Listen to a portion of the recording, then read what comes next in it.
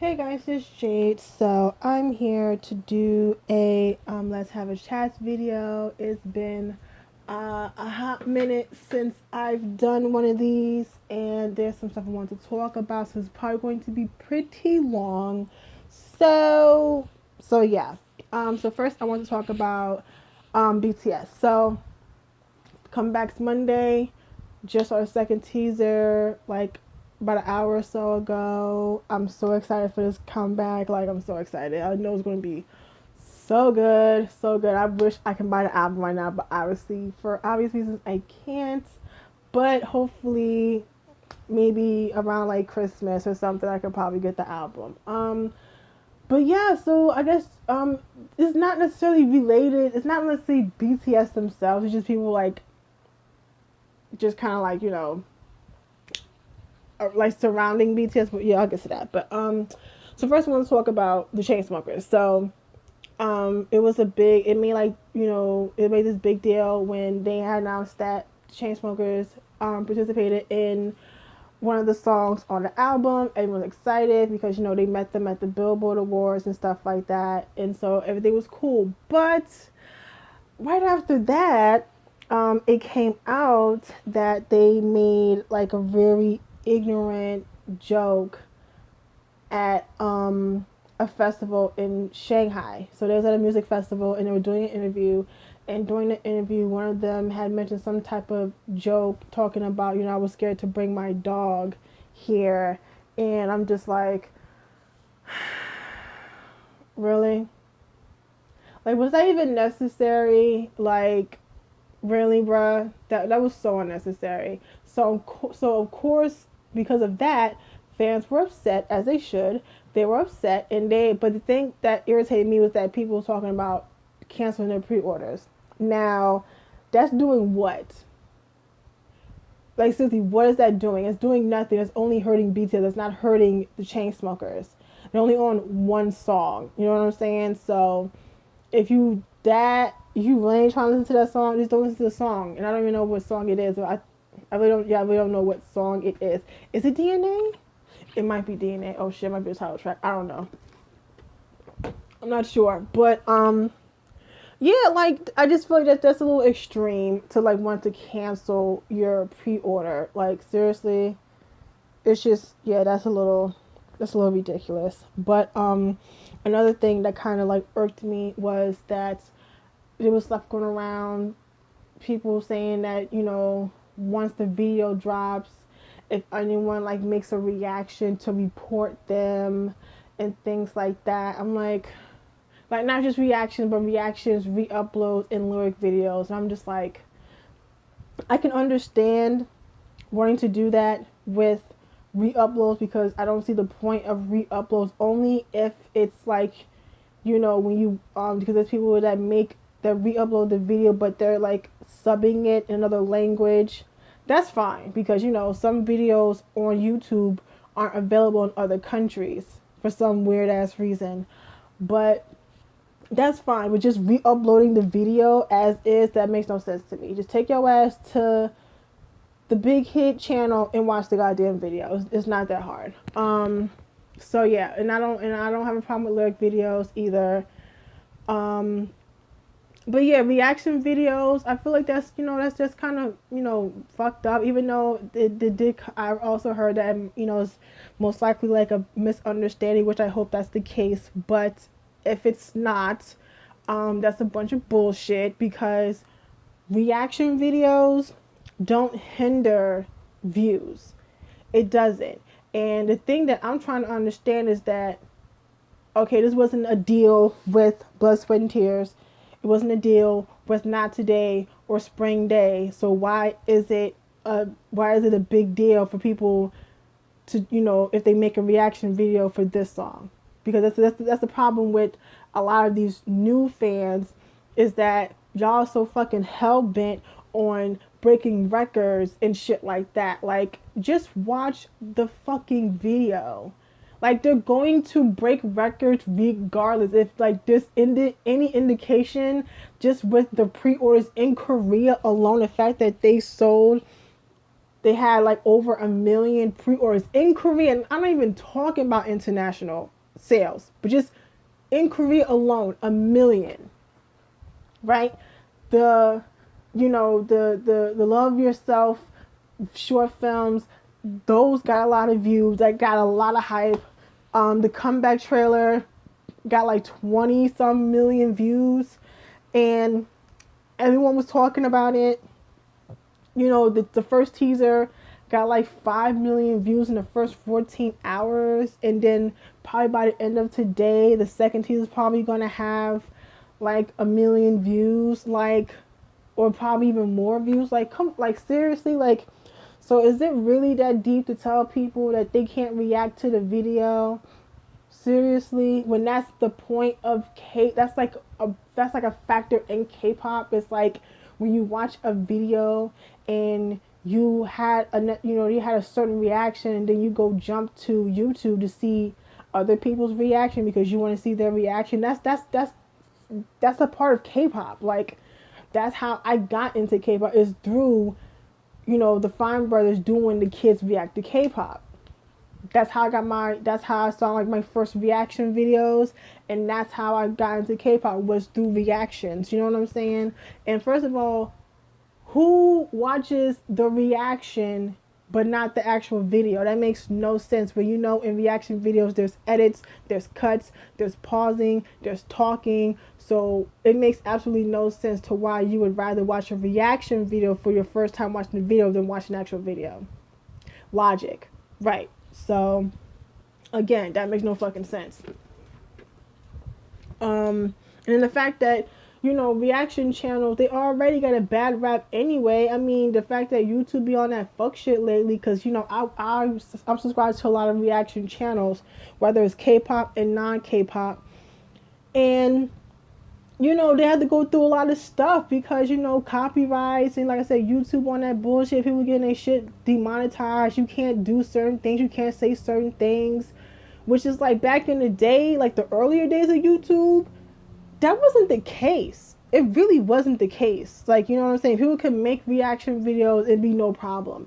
But now, YouTube's on that bullshit nowadays. It's like you can't really do certain things. So it's already tough having a reaction channel in general. And then these people, that genuine K-pop reaction channels, they put a lot of effort into their videos. And like I said, I don't feel like their reaction video is going to hinder the views for the video. It's not. It's gonna break records. It is. I already know it is.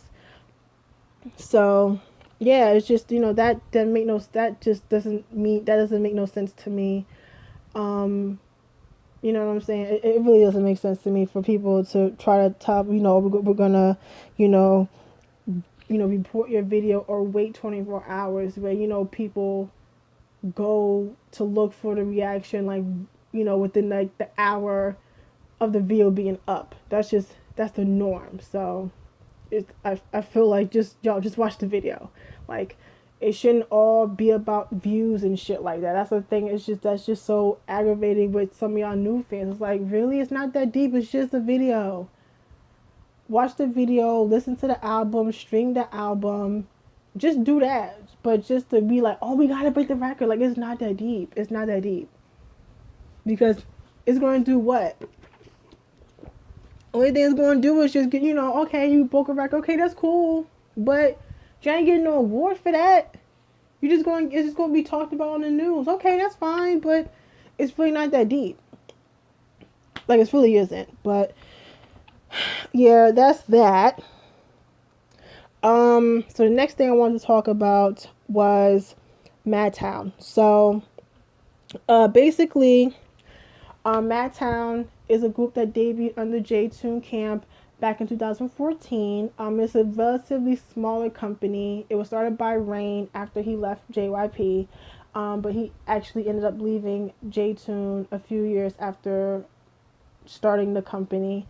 So the only people that was on there at that time was M Black and a girl group like 2X, I think. Yeah. And this was back when M Black was pretty fucking popular. But for some reason, I guess like M Black kind of fell into like the pit with other second generation groups. You know what I'm saying? Like 2 p.m. and like 2 a.m. and 4 minute. I guess you could say Tiara, even though it was mainly because of that scandal, whatever.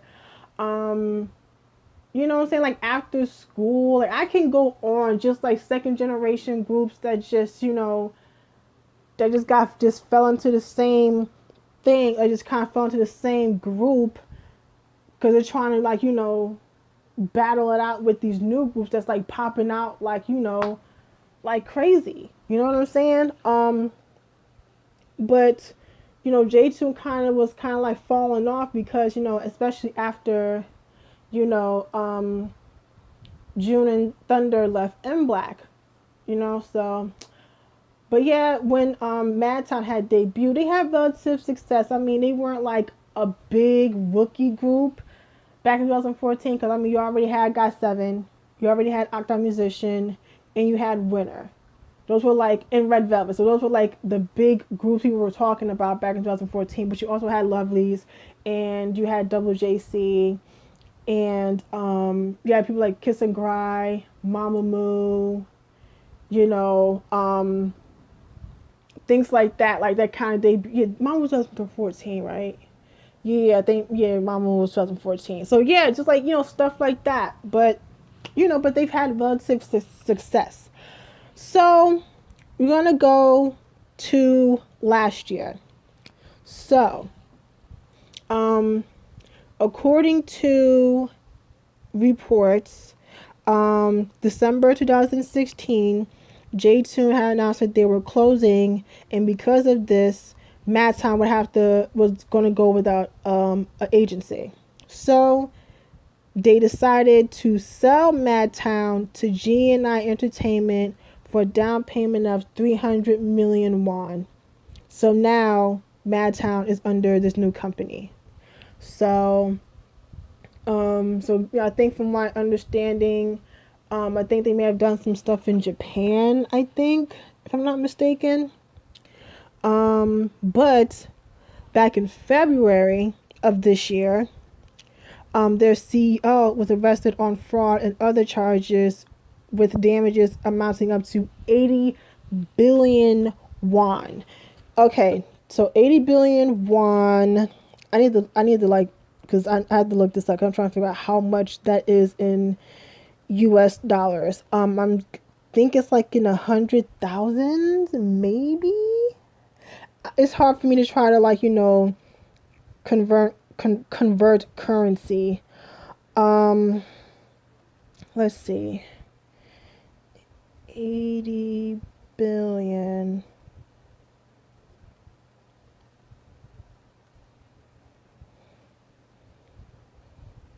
Because I really want to know how much this is.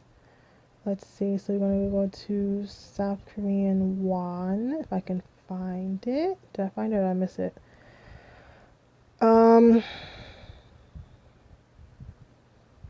Let's see. Where is it?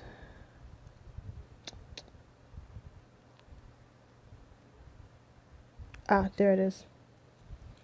To US dollars. So that is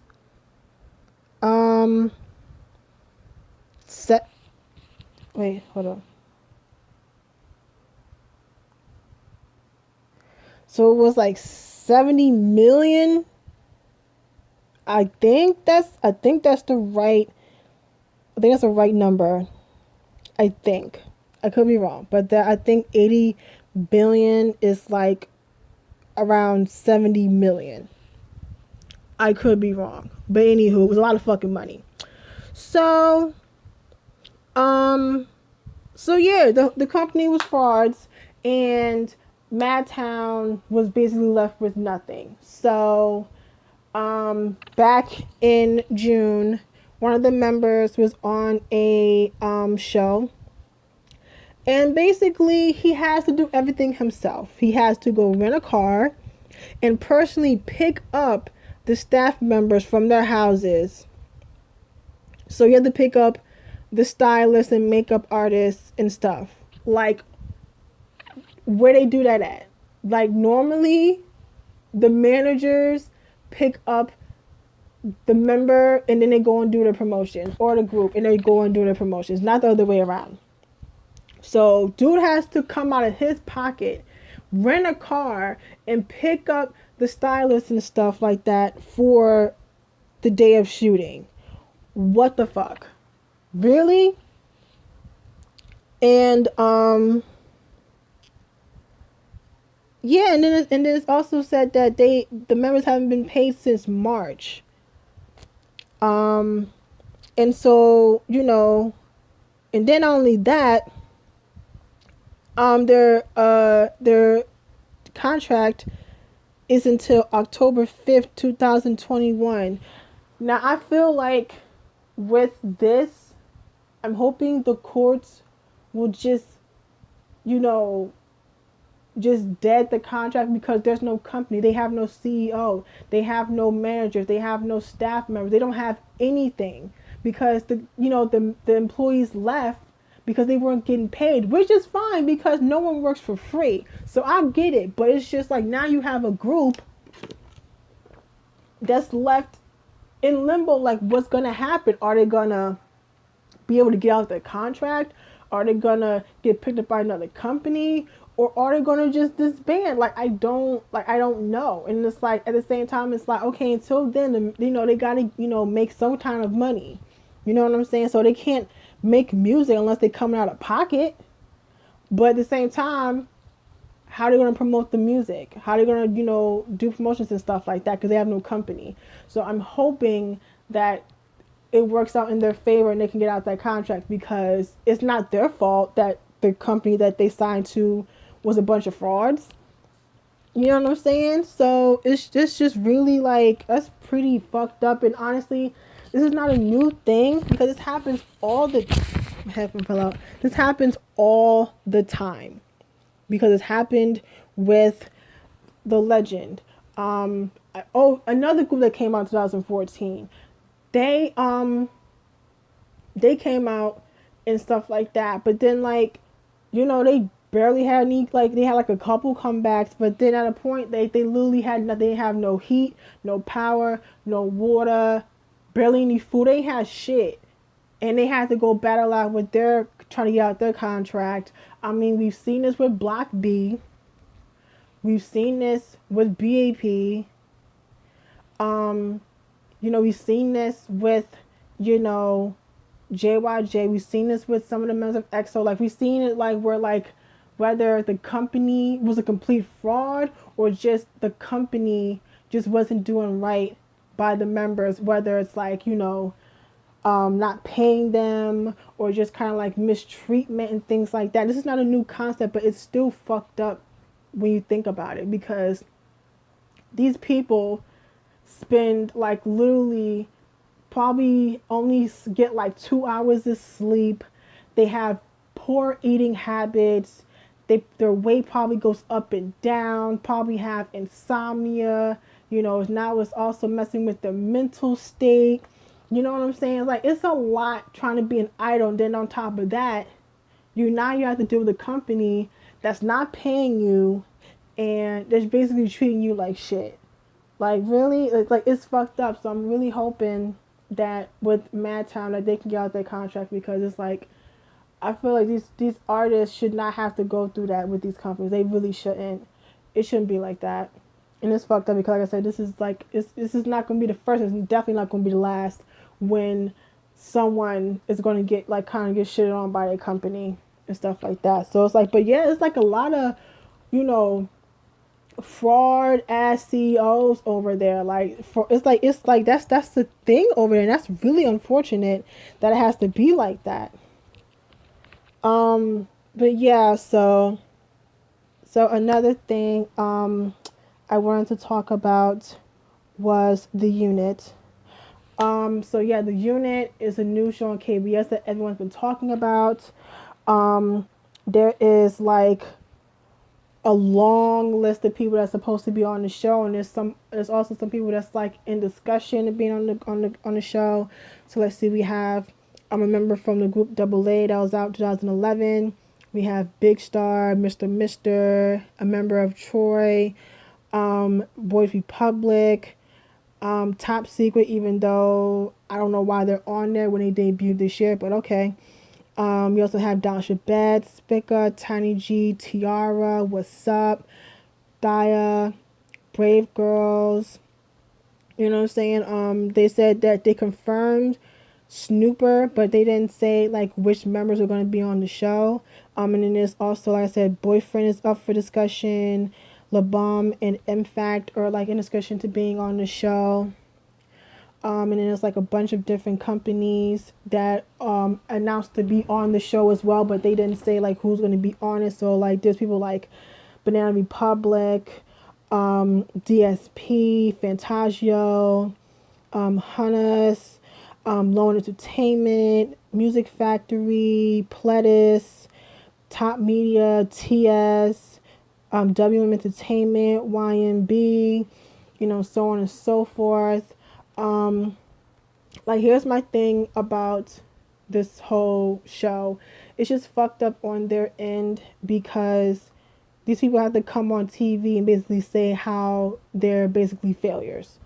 Obviously that, you know, these groups are talented, but I mean, we don't really know why these groups aren't as popular as they should be. I don't know if it's the music. I don't know if it's, you know, the concept's just not really working for that group.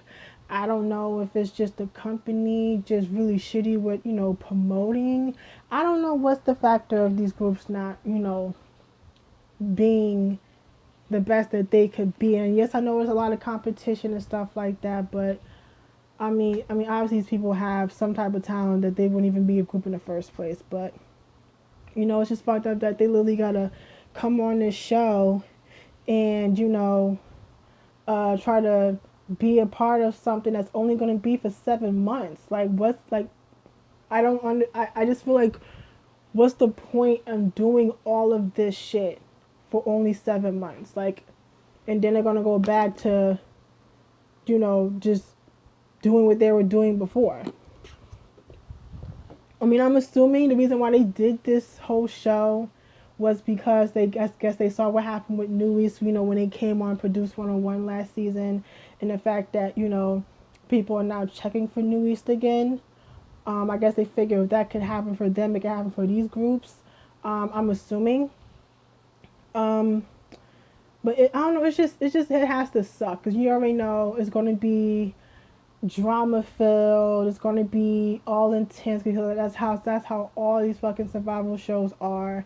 And like I said before, I'm just so tired of this fucking concept. It's like these people need to come up with something else because this survival show shit is getting old and tired. It is. It's like I'm getting sick of it. And the fact that YG's doing one and JYP's doing one, like for real, really. Like the shit is just getting old and tired, but you know, I'm not sure if I'm gonna watch it, to be honest with you, because you know I'm not really into them type of shows, or maybe I'll just check out the first episode just to see what it's about, just to see the hype. But I don't really see myself sitting here like watching the whole entire season. I just don't see it happening. But yes, the last thing I wanted to talk about is not K-pop related, but it is something that I did want to talk about, and that's the whole PewDiePie situation. I talked about this when I really talked about, kind of went off on Twitter about it, but I just wanted to say my thoughts about it. So basically, if you don't know who PewDiePie is a gaming channel, and he is like the biggest YouTuber on YouTube, and I mean that because the dude almost has like 60 million subscribers, so he's the most subscribed channel on YouTube. So he's a big fucking deal, right? So you know, like I said, I've watched a few of his videos. Like in the past, I watched like his Slenderman videos. I've watched his Five Nights at Freddy videos, those types of videos. Okay, cool. Like, I'm not a really big gaming channel watcher. Like, the only one I'm subscribed to is Dash EXP. Like, that's it. And I just subscribed to him like months ago. So I don't know. Like, there's just certain channels like I don't watch and stuff like that. But I'm not that big on gaming. Like, I used to watch, I used to play video games a lot when I was a kid, but not as I'm older. Like, like online, like games on my phone, but not actual like video games. But yeah. So the thing is, PewDiePie got into a big controversy about a few days ago because he was on a live stream, and on the live stream he was playing a game. I'm gonna guess like a shooting game. I don't want to say Call of Duty, but something kind of like along those lines. I'm not up to date with all these new type of video games, but you get my point. So while he was playing the game, he gets, during the game, out of anger, he says, "You fucking nigger." Excuse my language. And I'm just sitting here like, you've got to be kidding me. Like, are you for real? Like, for real? Now listen, like I just said, I've played video games, and the first thing out my mouth is usually fuck, shit, bitch, son of a bitch, motherfucker, you fucking bitch, one of those, but not anything racist. So that's the first thing that popped up in your head to come out your mouth when you said that. Like, that's the first thing that came in your head?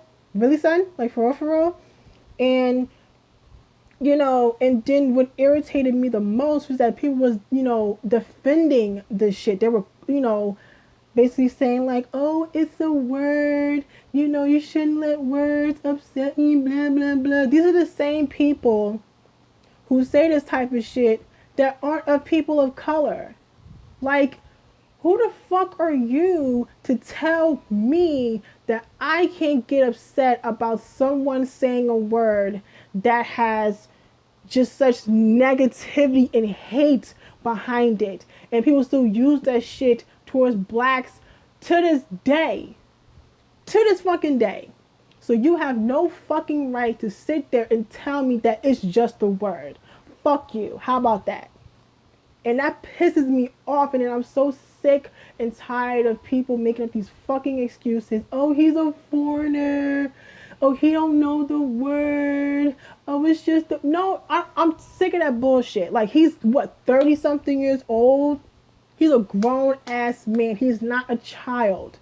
He's a grown ass man, and you're not gonna sit there and tell me in 2017 that people don't know what the fucking word nigga or nigger means. Don't do me. Don't insult my motherfucking intelligence. Don't do that. Like, I can't stand that shit when people try to, when people do fuck shit and they hit you with 562 excuses for the fuck shit instead of just owning up to the shit. Just owning up to it. Like, that apology, I don't give a fuck about it. I don't care, because this is not his first time doing some shit like this. This is the same dude that went on this app called Fiverr. So basically the app is, you go on there and you pay people to do certain things, whether it's graphic design, drawing, voiceover, whatever the case may be. So on the app, it's still on there to this day. There's two dudes. I'm assuming they're from Sri Lanka. I think it's from Sri Lanka. I think I got the location right. And he paid them to hold a sign saying "Death to all Jews," and they were supposed to say "Subscribe to Keemstar." So a day later, after you have to wait 24 hours to get the stuff you paid for, he looks at what he got, and they actually held up the sign saying "Death to all Jews, subscribe to Keemstar," and he was acting all shocked. Like, motherfucker, you paid them to do it. Talking about, I didn't think they were really going to do it. Are you fucking kidding me? Are you fucking kidding me? Like, are you serious? You really going to sit there and feed me that bullshit? Like, really? Really? So honestly, like, to be honest with you, him saying nigger don't surprise me in the fucking slightest, because it's like I said, he's done fuck shit like this in the past. And it's just like, come on, dude. Like I said, you have a lot of people that look up to you. Like, I can tell you right now, he was probably one of those people that, inspired a lot of people to make gaming channels. You know what I'm saying? Like, at least, like, like now, the past few years, like he's probably, yeah, like he's definitely inspired a lot of people to make gaming channels. I'm like, there's a lot of, especially people that watch him, they're like kids, so they look up to him. And the fact that you say that, and it's just like really, like it's it's just it's definitely upsetting. Just the fact that people still do shit like this, and then people just cannot own up to their fucking actions, and they want to give people all these excuses and things like that. It's just really irritating because like I've had to deal with racism myself, not a lot, but I've dealt with it. Like when I was younger, um, I lived next door to, it was a mother, a father, and a brother. And the brother, who was like, around my father's age, he was racist. Mind you, everyone basically on my block was either black or Hispanic, or Latino. And, but he just had an issue with my father. And like, me and my brothers, we would be playing in our backyard. He always had something to say. It just got to the point where like him and my father literally got into a fight in front of my house. Like the cops were called, all that shit. It just got that bad because it's just my father got sick of his shit because he was just a racist. And I also was racially profiled one time. It was about 2013, because I still had my car then. It was just a regular day. It was like late at night, about like 7 o'clock. I went to a neighboring town to it was a cupcake shop called Crumbs. I don't think there's any more. I think there's maybe one in New York, but they don't really have them out in Jersey like that anymore. So I went to Crumbs in Westfield, which is majority white town. Okay, whatever. Got the shit. I'm on my way home. I'm literally crossing the intersection, and I just got into my town, and I'm literally like 5 minutes away from my house. I get pulled over. The cop comes to me, and he was like, I was like, what's the problem? And he, like, first he was surprised because I was a female, because what I was wearing, I literally had on sneakers, sweatpants, a hoodie, and a scarf, and I had my hood on my head because I was looking just real like bummy that day or that night. So I was just like, I was really dressed down. So when he got to the car and realized I was a woman, I guess it surprised him. So he tells me, "Oh, I stopped you because the thing in your window." Mind you, the thing like on my rearview mirror is my mother's parking pass for her job. Mind you, she works for the county that I used to live in. But yeah, I told him like, "Oh, that's my mother's parking pass for her job," And then he was like, so he like, that was his excuse to pull me over. And then he asked me, "Do you have anything that you're not supposed to have?" I said, "I have soda and cupcakes." So he ends up giving me a ticket because of that, because of the fucking parking pass in my mom's windshield wiper. Like, it wasn't like air freshener. It wasn't like my graduation tassel. It was a parking pass from my mother's job. That's what it was. And like I said, dude thought I was because in my town, I'm not gonna lie, it's a lot of violence, gangs, drugs, all this other shit in my town. I got you, but the fact that I came in because I'm coming from another town into another town, you just automatically think I'm coming in here for the wrong reasons. And at the time, I didn't know that I was racially profiled. But then when I got home, my mother was like, "Where were you?" And I was like, "I got pulled over." And then when I told her what happened, she was like, "Yeah, you were racially profiled." And I was like upset, but I definitely felt the way because of the fact that he just automatically thought, one, I was a dude, so he just automatically thought that I was like, I'm coming into my town thinking I'm like up to no good.